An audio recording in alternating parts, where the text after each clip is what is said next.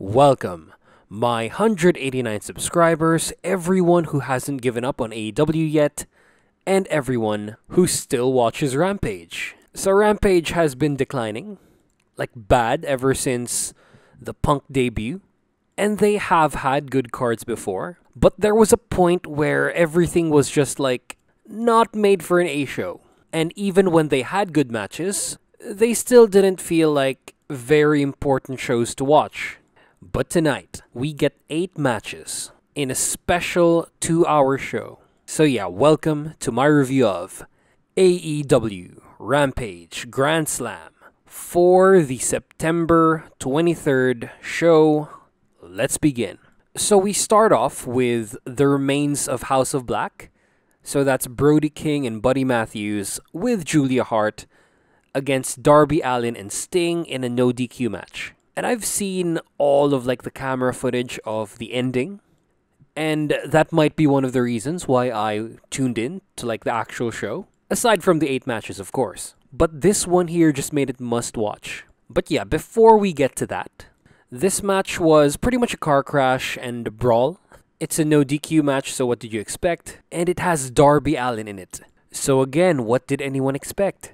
Sting is pretty much just a brawler at this point of his career. But he did his fair share. You know what? Scratch that. He fucking earned his money tonight. Because this 63-year-old man just took a table bump where he's pushed by Brody King from the top turnbuckle to like 2 tables outside. And the table just shatters and Sting just lands on his back. This was sick right here. Because Sting like didn't do spots at the start. Like for the first 2 to 3 minutes, Darby, Brody, and Buddy all did the spots. Especially Darby, who had spots done upon him. And I'm gonna get to those later.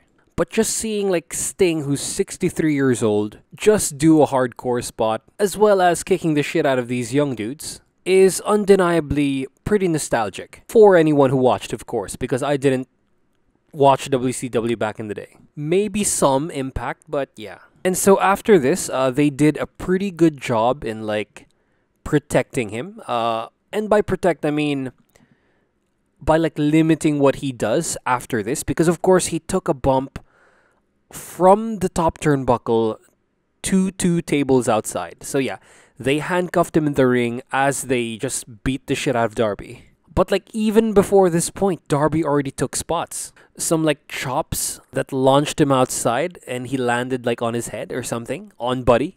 That has to be like the sickest spot of this first part of the match. As well as the code red by Darby on Brody. But shit got real after Sting was handcuffed. The match went outside. We got like sicker spots, of course, from Darby. Because Brody and Buddy just went after Darby. Like after Brody's running senton to the like bottom corner, Darby rolls out and he like crawls to safety as like Brody and Buddy just slowly get to him, and then he gets pulled by the hair to the stage. And right before they kill him with the Dante's Inferno, he overpowers them. He delivers coffin drops off of the stage equipment, off of those big elevated things. The entrance tunnel, yeah. And then to set up for the ending, for the surprise appearance that happens after, they have Darby and Brody take each other out. They cancel each other out, as in they're gone from the match at this point. When Darby like takes Brody with him as he jumps off of the stage to tables, and then Darby's taken out because he gets cut on the side of his head. This looked like it hurt, but it was a great way to take Brody out. It made him look really strong, but Darby got hurt here. So Buddy Matthews, trying to win the match, sees that there is no point in helping Brody King. It's a 1v1 match anyway. Sting is handcuffed in the ring, and then he's like sitting down laughing at him. Looks like there's something under his sleeve. It looks like Sting is turning back into like Joker Sting in TNA. So how hard could it be, right, to win this match? I mean, if you can't beat this handcuffed dude, what are you? But yeah, then we get the best, I think, blackout debut that we've had. Like in all of AEW, this keeps happening. But this is the only time it works. Because the lights go out and then the person debuting just doesn't show up in the ring. He actually enters through the tunnel, and his Titantron sort of lights up the arena. And it's the Great Muto. It's the Great Muto, or Keiji Muto, who still wrestles in Pro Wrestling Noah, who's had bangers. And I suggest you watch those bangers in Wrestle Universe. On Wrestle Universe. It's an app that includes Tokyo Joshi Pro, DDT, Pro Wrestling Noah, Gambari Pro Wrestling, 4 wrestling promotions. And it's not that expensive, so go get it. It's worth it. So yeah, this debut came out of nowhere. They're promoting a match with Muta and Sting. It might be like a multi-man match for January next year. And what a way to promote it than by having Sting in it, as well as having Muta show up on American TV. And apparently this is the retirement match for the alter ego for Great Muta. And then the one in New Japan is the retirement for Keiji Muto. And guys, if you don't know who this is, this guy might be the best Japanese wrestler like ever. Or at least for New Japan. Okay, so based on his body of work, along with his longevity, it's the Great Muta / Keiji Muto. He's also like a lot more popular in the States because of his time in WCW. So yeah, I think he edges out Kobashi and Misawa. Even though Kobashi and Misawa had better matches, so yeah. But all the same, legend right here, making his AEW debut. Like legit, his like in-ring physical confrontation appearance. He's not just a judge this time, he's the Great Muta and he's like kicking the shit out of Buddy Matthews. And this was pretty cool. I've read people in the comments say that how is this guy still wrestling? And my guys, just watch Wrestle Universe, just watch Noah. This guy still has bangers even if he's pretty much immobile. His opponents carry him through the matches. His opponents make it more entertaining, but this guy's story tells the shit out of those matches. He's like the center of all the match psychology. So yeah, Great Muta goes to Sting, but he just lets him through. It's a bit weird. They sort of tease Muta helping out the House of Black, but he turns to Buddy. He dragon screws him. Perfectly executed. And even Chris Jericho says it on commentary. It's the best dragon screw I've seen ever. Or like in a long time. I forget the exact words. But it's also well sold by Buddy. And so he green mists him in the face.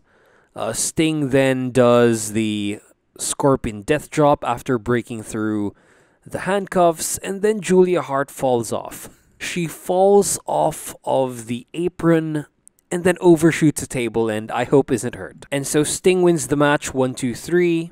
They shake hands, they embrace, it's a nice moment. They plug the match, like the retirement match at the Tokyo Dome, as well as the one on January. And then yeah, it's all well and nice, feel-good moment. Nice nostalgia, hopefully this draws ratings. And this is totally gonna get me to watch Grand Ship tomorrow. And speaking of Grand Ship, or like just like speaking of tomorrow, we have like 2 pay-per-view quality shows by DDT as well as Pro Wrestling Noah only on Wrestle Universe.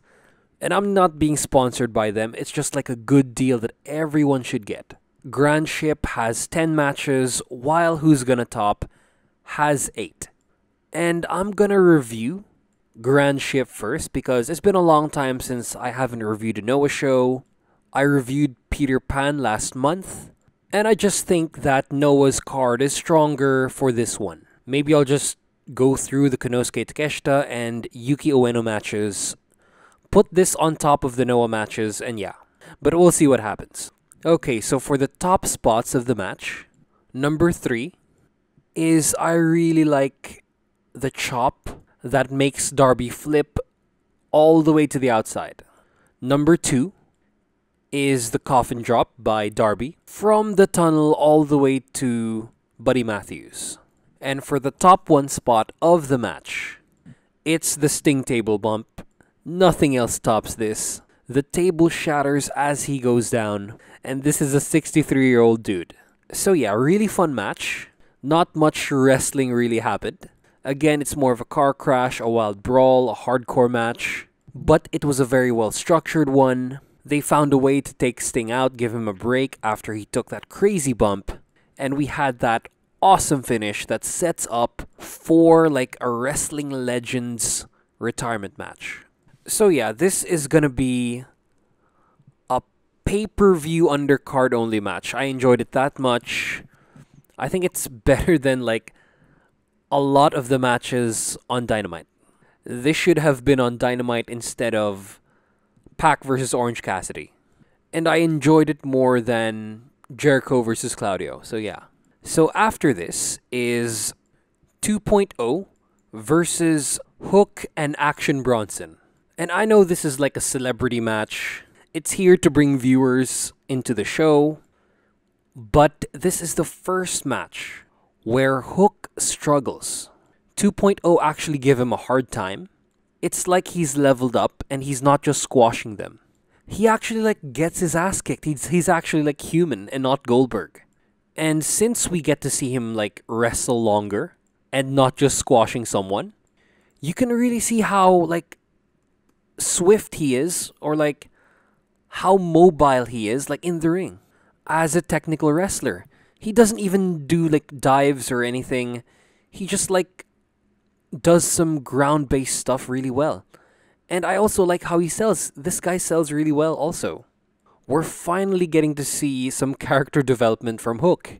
And I can't wait for the first time he loses. I want to see how he like takes it and how he reacts when he loses. And as for Action Bronson, the man was the stronger member of his team. He doesn't sell, but he was really good in what he's like made to do. I mean, this guy looks awesome, even if he doesn't sell, yeah. He just stays in the side. He like gets tagged in and dominates everyone in the match. Even if he's not a wrestler. I think that's the only thing wrong with this. But with his size, I think it's pretty believable. And he executes the moves well. He protects his opponent. Yeah, Action Bronson has a future in this industry if he wants to continue. And as for Daddy Magic and Matt Menard, yeah, consummate professionals. They do really well in defeat. They hurt Hook. They make him feel pain, so I guess that's pretty awesome. They also have some freaking awesome tag team moves, just like this one where Cool Hand Ange does an elbow off of Daddy Magic as Magic has Hook in like a sort of leg lock right after they do a corner attack. This happens so fast. This tag team is underrated, and I think we should see them in the tag division again. Like wrestling other tag teams, going for titles. Maybe go after the Acclaimed or something. That would be fun. But yeah, really solid workers and underrated. They should have longer matches, is what I'm saying. Have them not just be Chris Jericho's like bitches. Have them go for stuff. Yeah, have them feud with the Acclaimed. Two very charismatic tag teams. While FTR is feuding with the Ass Boys. So yeah, but the conclusion of the match is very... it's like set in stone. We've seen this from like far away, from just looking at the match card. We know who's gonna win. Hook and Action Bronson puts both members of 2.0 in the Taz Mission / Red Room, and then they win via submission. But Angelo Parker is the legal man, so he's the one who like taps out. Yeah, for what it is, it exceeds expectations. And it manages to get 3 spots of the match. And those 3 are like Hook's technical wrestling at 3. And next is the finish, the double Taz Mission / Red Room. And number 1 is this like combo tag team move by 2.0. So yeah, this match is a TV undercard pay-per-view opener level of match. It's just fun, everyone. Come on. And so after this is Josh Woods and Tony Nese against Samoa Joe and Wardlow. So this is another like obvious match. We know who's gonna win. Of course, Wardlow and Samoa Joe. But this one is like a lot less entertaining than the previous match. I wanted Josh Woods to like be in an even playing field as Wardlow, but he gets one German suplex off, and that was pretty much it. Josh Wood looks like a beast. He looks like a Wardlow fucking built beast. Not as much, but he's in that level. They do a nice thing with Wardlow's leg where Woods kicks it, Wardlow then sells it. This takes him out of the match, and then Joe ends up destroying Tony Nese for the win. So yeah, very short match. It was like 3 minutes or something, and this could have been longer, but I guess the two giants in the match were just booked too strongly to have a longer match than this. But it was alright. It wasn't bad. It just could have been better. So yeah, Joe wins via Muscle Buster, and then Woods and Nese go for the attack after. Like after the match, they try to like regain their heat, but come on, like Wardlow destroys them. Nese is about to get powerbombed, and then we get like the most entertaining part of this entire thing. Like Mark Sterling is like comedy gold because he hits Wardlow in the back with the TNT Championship. It doesn't work, and then he says, "Come on," and it's like visibly on his face. And then he gets powerbomb symphonied. The two mid-card giants celebrate, and then end of segment. So yeah, this has to be like TV undercard, pay-per-view pre-show. This was really fun, especially that post-match segment, but it shouldn't be on a main show. Come on. Come on! But yeah, great post-match. Mark Sterling is the MVP of this entire thing. And hopefully we get Wardlow facing off against other guys now, in like storyline feuds. So yeah, after this is Jungle Boy versus Ray Fenix. And it's like not a storyline, they just have a match. They reference previous encounters, and this is like enough to have the match mean something. But it's pretty much just Jungle Boy coasting until Christian Cage gets back. And as expected, we get a show stealer, but it's not all flips and shit like most old fans would have you believe. There is storytelling here, since we get this thing where Ray Fenix does his like 619 sort of like spin kick inside. He does it first successfully. When he does it a second time, he misses, and then when he does it a third time, Jack Perry sees this coming, and then he like drop kicks him even in the 619 motion. So I fucking love this. This goes in like top spots of the match. And this match was like surprisingly hard hitting as well. All of their strikes were pretty stiff, especially this one forearm by Jungle Boy while they were on the apron. And of course we get the breathtaking 6 spots, and they were awesome here. Especially when Fenix went for like a dive off of the apron to Jungle Boy, and then this kid helps Jungle Boy up. This was like awesome. This like kid fan, Jungle Boy like grabs his hand, he helps him up, while like these other kids like tap him on the shoulder. What a genius spot, like this piece of improvisation here. So yeah, the match climaxes. It reaches a crescendo when they have a strike battle as they're kneeling, and then they just slap the shit out of each other's chests. And then they sell, they get up, they shake hands, and then they start beating each other up again. And then they take it up a notch when after Ray Fenix wins the strike exchange, he goes for an escalera, which is like a sort of like running, diving springboard attack from the ramp. Since this is a ramp, he does like a moonsault crossbody to Jungle Boy, goes for the pin, 2 count. And then we get a lot of like Chekhov's gun moments in the match. One was the like Ray Fenix 619 spin kick that is treated differently 3 different times. And there's this one where Jungle Boy tries to go for like a power bomb from the apron to the outside, but then he successfully does it. When Fenix goes for like a Hurricane Rana, but then Jungle Boy escapes, he delivers this power bomb from the top, and then he goes for an elbow to Fenix's head, pin, 2 count. And then it keeps getting more intense. It keeps going up in gear. Fenix goes for like a 3 amigos, but it's just like a snap suplex. But when he goes for the third one, Jungle Boy does like this fireman carry driver, 2 count. And I think this was like, this is the point where it got too much when it came to the near falls. Like, something here should have ended the match. But there's like 3 minutes till the hour mark, so I guess that's the reason. They just wanted to burn the whole hour so that the stream on Fight could be separated in 2 parts. So yeah, I think any of the stuff that happened before the finish should have ended the match. Like, seriously.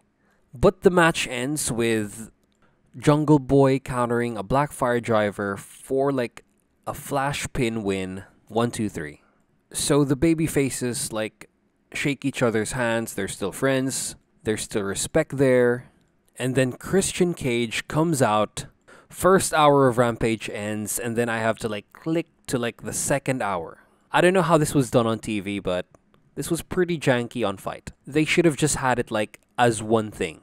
So yeah, Christian says nothing. He distracts Jungle Boy enough for Luchasaurus to attack him from behind after that grueling long match. And Luchasaurus just like takes him out. I mean, he does like the Jurassic like reverse fireman carry attitude adjustment that he does. And then Christian starts to talk. And this is a really good promo. Everything he says flows smoothly. There's no awkwardness in his sentences. And he gets his teeth back. He threatens Jungle Boy to like never come back. And then he takes shots at his like family again. And then Luchasaurus, quote unquote, ends him for good, choke slams him. End of segment. So yeah, this match was really fucking good. And was complemented well by that post-match segment that moves the feud along, as well as gives it a bit of heat. It reheats it. But yeah, the match itself is a pay-per-view undercard TV main event match. This was really good. Like, as a wrestling match, without Great Muto interfering, without the crazy bumps, this is the best one of the show, but I still enjoyed the first one more, just because of the Great Muto. So yeah, after this is the Jericho Appreciation Society announcing that they're gonna have like a party next week on Dynamite. And then we have Daniel Garcia wanting to say something, but he's cut off. They like go for like a double celebration because he's a champion too. And then they do it while Jake Hager and the rest of JAS, I forgot who, play around with Alex Marvez. And this was pretty funny and well done. It's nice to see like Marvez being used like this, since he's not very charismatic. So why the fuck not? Why not make him look like a fool? This like, and like he looks funny while doing it. Good on Alex Marvez. Good on the JAS. Great segment. And so after this is Eddie Kingston versus Sammy Guevara. And the highlight of like the start is Sammy Guevara's Titantron, his like intro video, because it's like a parody of Dragon Ball. He has like this big collection that makes him look like a weeb, but it's alright. He gets the girl anyway, so yeah. But before the match starts, Sammy grabs the mic and then cuts a promo, and they play so much to the beef that they had on Twitter, to Sammy's YouTube activity. He like starts to say sorry but then swerves everyone. He says some pretty unsavory things to Eddie and then Eddie gouges his eyes. He mountains him. Such a street fight way to start this match. And like, I don't know if I'm the only one to get this, but I think it's like a reference to Eddie's username on Twitter. It's the Mad King. It's a Game of Thrones reference, so yeah. But it might not be. It might be just me looking too much into this. And I think this is the best way to like resolve like one of like your real life feuds, because these two legitimately had heat, but now they're like working together. And I can't say that about everyone. You know who I'm talking about, and that's CM Punk. So yeah, we get the usual Sammy Guevara stuff. A lot of interactions, quote unquote, with Tay Mello outside. And to those of you who are still bothered by this, it's a part of his character, man. Come on. And this guy's just living the life, so let him do it. But yeah, he gets a lot of taunting off, especially after Eddie Kingston takes this insane bump. And this guy has a bad back, right? But he took this bump where he like tries to go for a power bomb from the apron, but then Sammy launches him up, and then Eddie takes a bump like all the way from like the top rope to the floor, and you could hear him crash and burn. Holy shit. He might have re-injured his back. And as for Eddie Kingston, it's the usual Eddie Kingston stuff. He's a big weeb to Japanese wrestling, so he does a lot of like those Japanese wrestling chops. And this guy should be in Noah or something, or like wrestle a couple of matches in Noah. They managed to blend high-flying and hard-hitting, but in a slower, more methodical match. God, I can't wait for Eddie Kingston to beat Chris Jericho for the ROH title, because I think that's the end goal. He just doesn't stop talking about Jericho. And then we get the finish, which is King's Road as fuck. He finishes the match with 3 Oricans, or like the spinning back fists, and they sound really loud. It's like 3 in succession. Sami's like pretty much dead at this point. And then to like add insult to injury, Eddie does like a dragon sleeper to end the match. He makes him pass out. So yeah, you can let go of the hold now, Eddie. He's not letting go of the hold. Oh shit, Jerry Lynn is here. The security guards are here. And Paul Turner reverses the decision. And this is the first time it happened. Paul Turner wasn't even the ref of this match. So how do you have this conclusion? This is kind of bad. I don't like Eddie Kingston losing. Fuck. Okay, so I'm looking through Twitter for reactions. And honestly, I don't like it. But apparently this is like a storyline where Eddie Kingston can't get his emotions in check. My source is like someone on Twitter. That's nice to think that that's the story, but I don't know if Tony Khan is capable of that yet. So yeah, I don't understand people who don't like this finisher, because Kingston like does it multiple times anyway, even if it doesn't look like as strong as it should be. And so yeah, great match. Let's move on to the top 3 spots.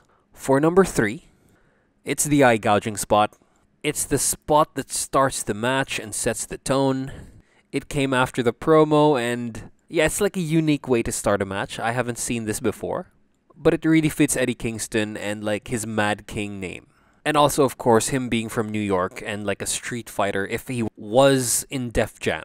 Fight for NY. But yeah, number 2 is the bump that Eddie took off of like the apron up to the top rope to the floor. Like the counter to the powerbomb.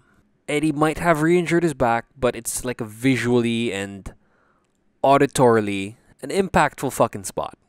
And then as for the number 1 spot of the match, it's the finish. It was the most King's Road shit ever. 3 straight Oricans, and then a Dragon Sleeper for the win. Great match, best match of the night so far.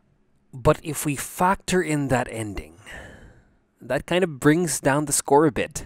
This is, from a pay-per-view only undercard match, it becomes TV main event, pay-per-view undercard. Yeah, it goes down one place, but great match all the same. And I'm looking through Facebook right now, and we have Jon Moxley versus Juice Robinson for the AEW Championship. I would have wanted like some more matches between them, like build up Juice. But yeah, we're gonna get the match. People are being shits again on Facebook. So after this is Jade Cargill versus Diamante, who's accompanied by Trina. Okay, so I'm not a rap fan, so I don't know who Trina is. I don't know all of the rappers who were in the show and on the pay-per-view. So yeah, this doesn't pop me like at all. But as for the match itself, I think Jade Cargill, this is the match where Jade Cargill arrives. I think she's ready. She's now an average wrestler. She's a whole lot better than with her match against Anna Jay, as well as the match with Athena.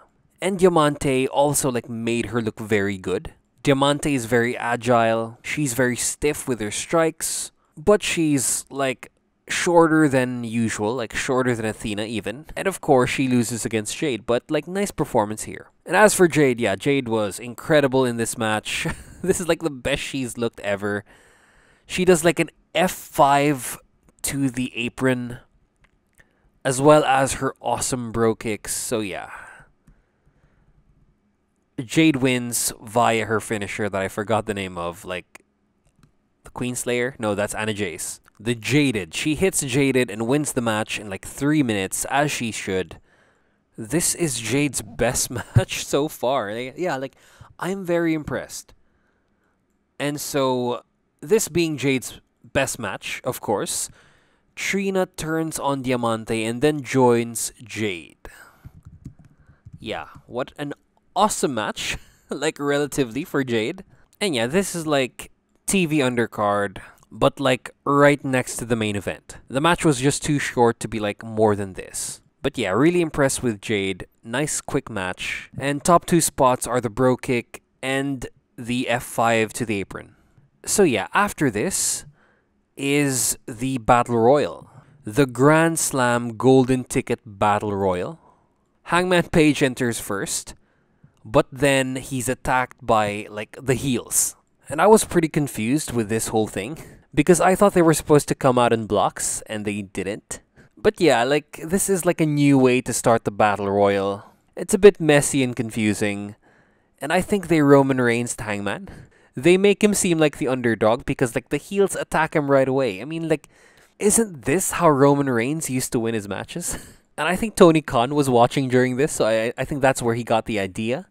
But this is like Roman Reigns-ing 101. They have the main babyface get beaten up at the start and then end up winning. But, you know what? The way they do, like, the entrances, since they don't adhere to, like, the block entrances, the, like, suit cards thing. I mean, I forgot if it was called the Golden Ticket Battle Royal. Oh, wait, that's a Casino Battle Royal. This is a Golden Ticket Battle Royal. So I guess this is, like, the average, ordinary one. But yeah, I love how they did, like, the entrances. The quote-unquote entrances. Like, people just pop when people show up. Like, especially Dalton Castle. And then we get to see, like, Brian Cage, who we haven't seen since Death Before Dishonor, I think. And yeah, it would have been nice to have Brian Cage have a match with Mox, but I think it's too early. He's also a heel. This could have worked better. Or, like, just have any heel have a match against Mox. And this is also the first time I've heard Paul White, The Big Show, Captain Insano on commentary. And it was alright. I don't think that voice suits commentary, but yeah, like, we'll see how he does in the future. But for this one, they just yell all over the place. It got a bit weird. And yeah, the match, the Battle Royal was so fucking messy. I didn't know who was in the match or who wasn't. It was very confusing. They had to cut to commercial and then, like, have everyone enter the ring. Like, have everything set up. So when we get back from commercial, everyone's in the ring. We know who the entrants are. And neither Big Cass nor Satnam Singh are in it. So yeah.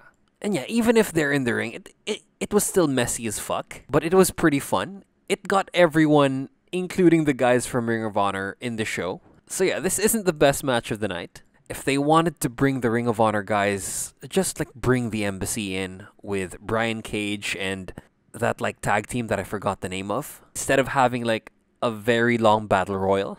This is like a time filler for the 2 hours. But yeah, there were some fun things that happened here. I'm gonna give, like, my top something eliminations at the end. Brian Cage looked really good.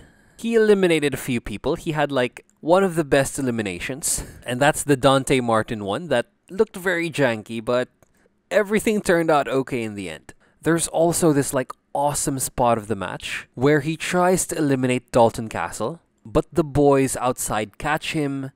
He, like, does, or, like, a lap out the ring. He high-fives the fans, and then they throw him back in. And then he ends up eliminating Brian Cage, which is an awesome elimination.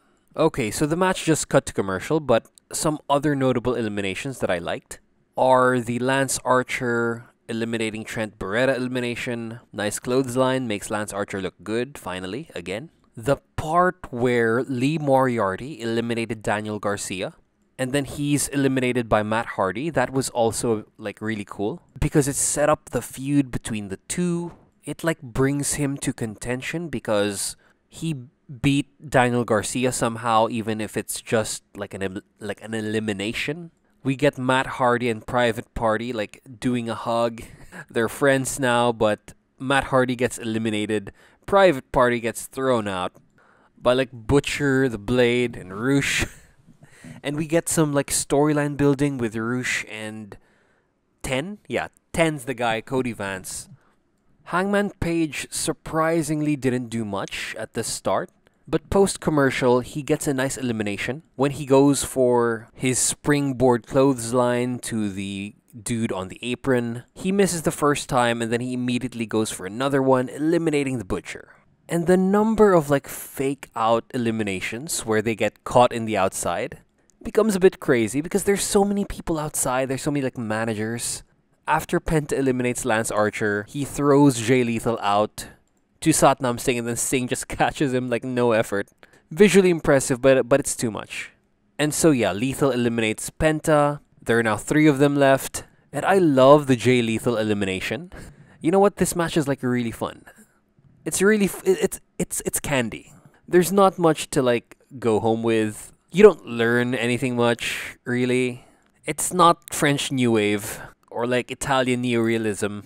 It's like an Avengers movie. Hangman Page eliminates Jay Lethal by like, you know what, like throwing him to one side first, but Satnam Singh is there to catch him. But since Satnam is like huge and can't run to the other side, Hangman throws Jay Lethal to another side of the ring and then takes him out.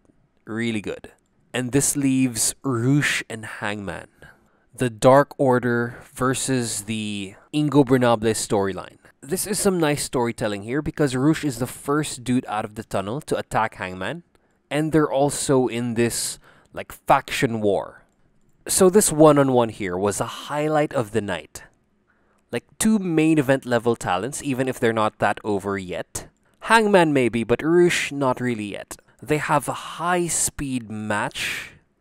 They have a high-speed singles match, and then we get, I think, spot of the night. This was amazing. So Rouge tries to powerbomb Hangman off of the ring. Hangman counters it into a Hurricane Rana. Rouge also falls out. I thought we were gonna have like a Batista and John Cena moment. But shit, like, Hangman was in this position, like in this picture right here. He was like supposed to go out, like if he was a normal human being. But he holds on to the ropes like at the last moment. I don't think this was like intentional, but it turned out to be like like the most visually impressive spot of the match. Like Page hangs on the ropes, no pun intended. This was almost a disaster, but I don't know if this was on purpose, but it fucking didn't look like it. Hangman Page hung on for dear life. So yeah, they have their fight on the apron. It's a strike battle. It gives us a preview of like the match that they'll have. But then the finish is Hangman hits the dead eye on the apron, eliminating Rouge and giving him a title shot. And the crowd cheers for him because he's over. Okay, so after watching the match, after like thinking about it some more, this result here made all the sense. It's also a big fuck you to Punk. It's Tony Khan asserting his dominance. It's him establishing that he's in charge, so that's why Hangman gets the win, I think. Or like some other people think. But yeah, fucking amazing ending.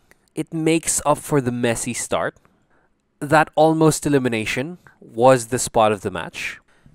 And the grade I'll give this is like... what's the grade? Pay-per-view undercard only. It went up that high.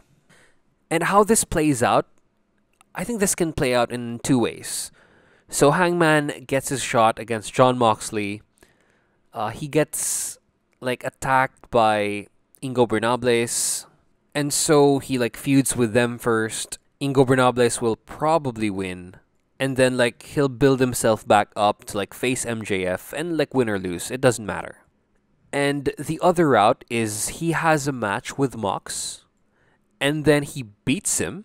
That's what I would like to happen. Just to like get the rub on Hangman. Makes him a 2-time champion.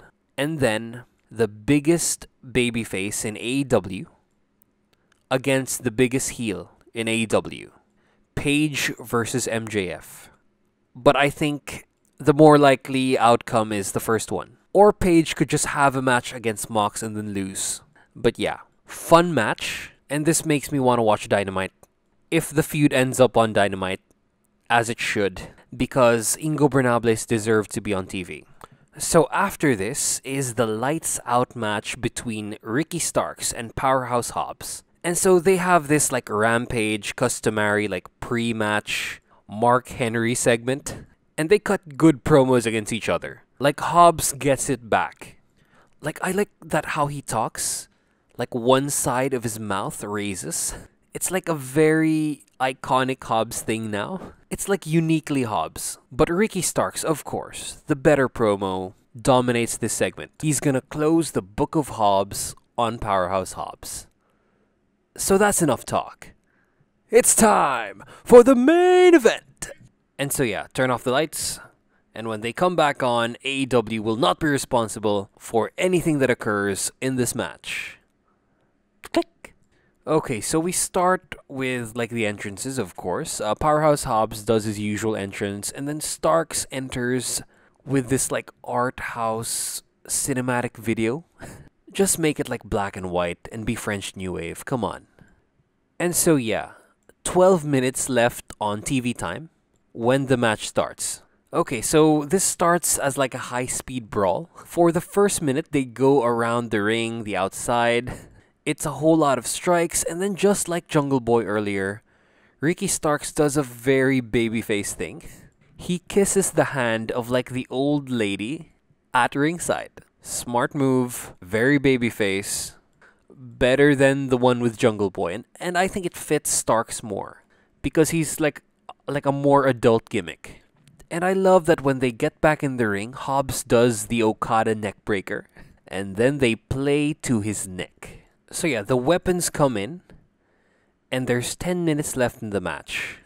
I really think they could have like cut out a few minutes from the Battle Royal and then just put it here. Or like take a couple of minutes from the other matches. Like the Jungle Boy and Fenix match that went on too long, in my opinion. Like the main event should be the longest. And I think the lack of time here does a bit of a disservice to these two guys. I think they'll move on after this match, since it is a no DQ. But yeah, this could have been longer. So by 4 minutes, Powerhouse takes Justin Roberts' belt. Of course, in reference to when Bryan Danielson choked the shit out of him. And I love how like Hobbs just audibly yells this out. Hobbs hits Starks twice first, but then Starks takes the belt and then hits Hobbs. Nice even exchange. Really, the only thing missing here was like him choking Hobbs out or like vice versa. Just do the Bryan Danielson, Justin Roberts spot again. And then, like, when they make it back to the ring, Hobbs does what I do in the 2K games. I set a chair up to every corner, but here he sets up two, and then they both eat chairs. We have a nice tornado DDT cell by Hobbs. And then he low blows Starks. Starks low blows him back, and then Chris Jericho's disgusted by this. Such great commentary work by Jericho. Fucking hypocrite. And then he goes for a Rochambeau on Hobbs on like the chairs that are set up against each other back to back. But then he takes a spinal impact like bump when he gets launched off. It hits his like lower back, and yeah, this was like the most uncomfortable spot to watch, but it's definitely up there for like top spots of the match. It hits his fucking coccyx, Jesus fucking Christ. And then he gets military pressed on a bunch of chairs. Rip his back. And then they go outside. Hobbs beats Starks a bit. He takes like a piece of metal from the tunnel. But then of course, with 1 minute left remaining, 1+, they go back to the ring. And when Hobbs is about to hit Starks, Starks dodges. And then Starks spears him through the table. But it's more of a push. He then hits him with a light tube to the head, like really hard, unprotected. Hits the Rochambeau, wins the match, 1, 2, 3. Fucking great ending. Let's get to spots of the match. Okay, so number 3 is Powerhouse Hobbs taking Justin Roberts' belt. Nice callback, nice reference to like something that happened before, but it would have been better if like Bryan Danielson did this spot. since it would mean more since he's here in the company anyway, so like why not? Number 2 spot. I don't wait. It's a bit hard to pick between the finish and the spinal impact spot, but it has to be the spinal impact spot, number 2. It was just like too disturbing to watch. He hits his coccyx on like the edges of the chair, and yeah, I mean, cool spot, but was a bit uncomfortable all the same. And then for the number 1 spot, it's the finish. I like that it took a spear through a table, a shot with like the light tube, and then a Rochambeau to finish the match. Powerhouse Hobbs looked strong in defeat. So yeah, these are my match rankings, and I thought this show was really good. The more important matches, i.e. the main event, could have used more time. That Battle Royal was a bit too messy, and I didn't like the finish to the Kingston Sami match, yeah. I'm just gonna go with that I don't like it, so yeah. But match quality was way up for every match in this card, including the Jade one, which really surprised me. So yeah, this gets me excited to watch next week. As for next week's review, I don't know, for like 2 weeks. I'm gonna be a bit busy, so it may come out late. But yeah, we'll see what happens. I'll still review wrestling shows because it's just so damn fun. So yeah, like, comment, and subscribe for engagement. Share if you do not know me. Hit that bell notification for future videos, and please, watch my shit.